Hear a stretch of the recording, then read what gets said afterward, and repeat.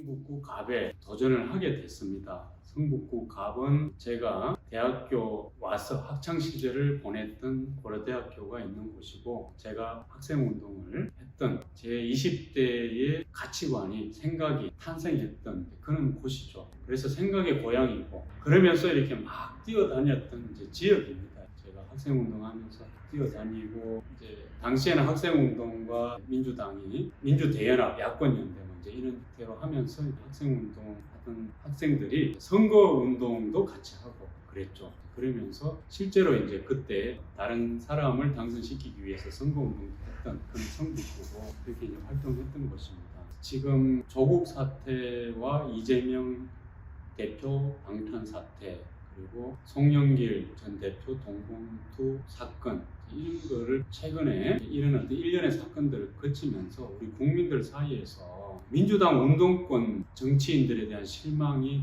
굉장히 팽배해 있습니다. 그러니까 이 사람들에 대해서 우리 국민들이 생각하는 게 뭐겠습니까? 이 사람들이 민주화 운동을 했다, 그것을 인정해서 그 사람들에게 기회를 준 거잖아요. 국회의원도 시켜주고 나라도 맡겼었고요. 그랬던 사람들이잖아요. 그런데 이 사람들이 일련의 그런 사태를 통해서 보여주는 모습은 너무나 반민주적이고 민주주의와 너무나 반대에 있는 그런 모습인 거죠. 그러니까 일반 국민들이 보기에는 범죄 혐의자를 방탄하고 있는 170명의 국회의원들이 이해가 안 되는 거잖아요.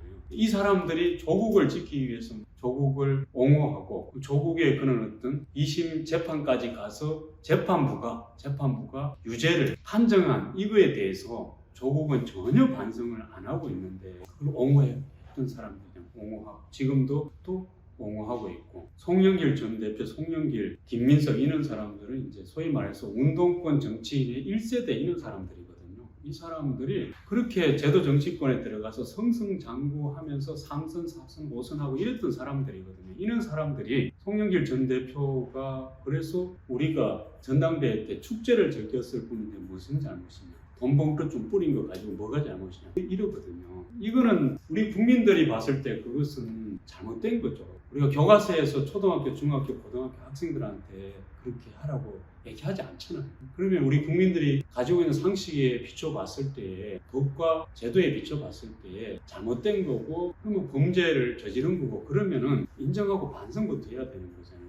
근데 전혀 그렇지 않은 정반대의 모습을 보여준 거잖아요. 계속 내가 뭘 잘못했냐 이거잖아요. 조국도, 이재명도, 송영길도 내가 뭐 잘못했냐. 그러면서 민주주의를 여전히 얘기하고 있고, 독재 얘기하고, 군부 정권에 빗대가지고 건부 정권이다, 검찰 독재 정권이다, 그렇게 막 몰아가고 있잖아요. 이런 모습에 국민들이 실망을 한 거죠. 이미 특권이 되어 있는, 기득권이 되어 있고 특권이 되어 있어서 스스로 부정부패하고 있고, 문제는 그 자체를 스스로가 인식하지 못하는, 망각할 뿐만 아니라 인식하지 못하는 그런 상태로까지 가버린 거죠.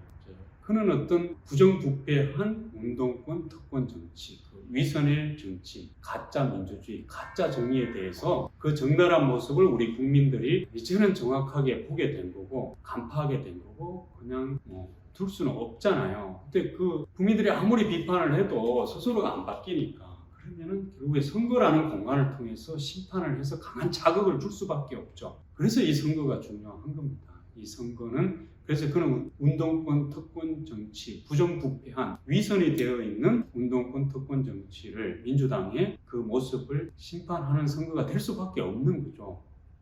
그걸 위해서 같은 운동권이었지만, 같이 운동을 시작했지만, 저는 이런저런 많은 과정을 통해서, 많은 고뇌와 고민을 통해서 다른 길을 가게 됐고, 다른 길을 가면서 또 그들이 승승장구할 때에, 그들이 제도 정치권에서 편안하게 승승장구해 갈 때에 시민운동을 계속하면서 다른 어떤 방향에서 운동의 길을 갔던 제가 바로 그 운동권, 특권 정치 청산을 위한, 그 부정부패한 정치, 도덕적으로 타락한 그들에게 경종을 울릴 수 있는 그런 사람이 아닌가, 그런 삶의 모습이 아니었는가, 그런 삶의 길이 아니었는가, 이렇게 또 많은 국민들은 바라봐 주시는 것 같습니다.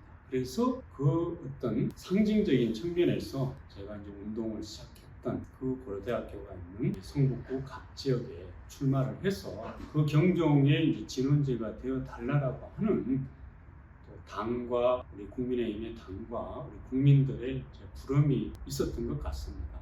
그래서 이제 성북구 갑 지역에 출마를 하게 됐습니다. 근데 이제 성북구 갑 지역은 원래 또 제가 앞서도 말씀드렸지만 제가 또 자취도 10년간 했던 곳이고 20대 때 10년간 어쨌든 살았던 곳이고 또 막 뛰어다니고 했던 곳이고 애착이 있는 곳이고 그리고 제 생각이 태어난 곳이고 이곳에서 제가 이렇게 지금 또 돌아다니고 이제 하면서 여전히 굉장히 열악한 그때도 이제 굉장히 놀랐던 이 서울에 달동네가 있다 이렇게 얘기는 들었고 드라마에서 보고 뭐 그랬지만은 제가 지금 직접 와보니까 너무나 이제 언덕을 막 올라갔는데 너무나 열악한 것도 있었고요. 그게 너무 가팔라서 그 꼭대기에서 겨울에 한번 미끄러지면 진짜 막 그냥 쭉 그냥 굴러떨어질 것 같은 그런 것도 있었고 뭐 공중 화장실 속 그랬던 그런 곳이 되게 이제 놀랐거든요. 그때 당시는 서울에 왔는데 서울에 이렇게 열악한 곳이 있냐 이런 생각을 하고 했는데 그런 곳들이 이제 그래도 좀 많이 바뀌었더라고요.